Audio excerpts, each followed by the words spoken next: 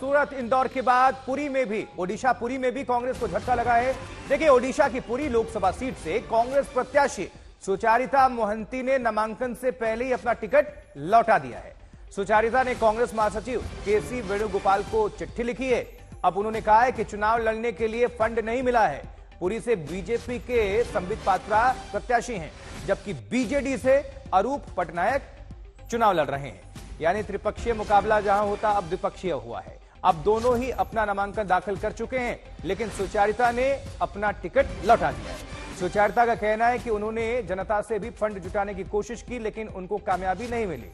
केंद्रीय नेतृत्व में कई लोगों से गुहार लगाई, लेकिन उनको कहा गया कि चुनाव के लिए फंड उनको खुद जुटाना होगा। तो ये बड़ी खबर, सूरत, इंदौर और अब ओडिशा पुरी, और यहां से कांग्रेस को झटका।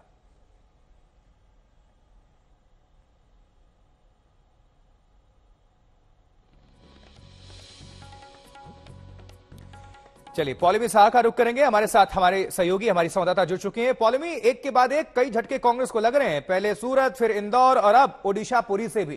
क्या ये पूरी खबर है? क्या कुछ कहा गया है? दर्शकों को आप बताएं। पौलमी,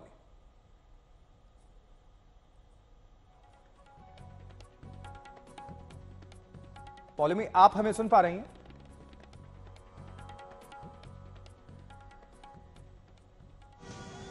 चलिए हम दोबारा संपर्क करने की कोशिश करेंगे, लेकिन जो आपको ये तस्वीर दिखा रहे हैं, कांग्रेस की यही प्रत्याशी हैं। इन्होंने टिकट लौटा दिया है। अब पुरी में भी कांग्रेस को ये झटका लगा है और इस बाबत चिट्ठी भी लिख दी है सुचारिता ने केसी वेणुगोपाल को, और उसमें कहा गया है कि फंड उनके पास नहीं है चुनाव लड़ने के लिए। जनता से भी उन्होंने गुहार लगाई, लेकिन फंड उनको नहीं मिल पाया। कई आरोप लगाए गए हैं, लेकिन एक के बाद एक कई राज्यों में अगर 3 जगहों से झटका लग रहा कांग्रेस पार्टी को, तो क्या इस पर मंथन चल रहा है? यह भी देखने वाली बात होगी। क्या कुछ कहा गया चिट्ठी में, जरा देखिए। मुझे कहा गया कि फंड मुझे खुद जुटाना होगा। यानी आप चुनाव लड़ रही हैं, आप फंड जुटाइए। मैंने जनता से फंड जुटाने की कोशिश की, लेकिन असफल रही। ये लंबा चौड़ा पूरा इसमें लिखा हुआ है। फंड जुटाने में हर जगह से निराशा मिली। इसी को लेकर जो कांग्रेस की प्रत्याशी हैं, कहां से अब तक हुआ है? पहले गुजरात, सूरत में कांग्रेस को झटका लगा था, नाम वापस ले लिया गया था।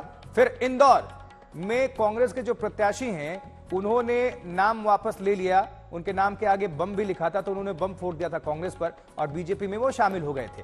अब ओडिशा पुरी से भी कांग्रेस के लिए ये अच्छी खबर नहीं है। जो कांग्रेस ने जिन्हें टिकट थमाया था, नामांकन उनको दाखिल करना था, लेकिन नामांकन से पहले ही उन्होंने टिकट लौटा दिया।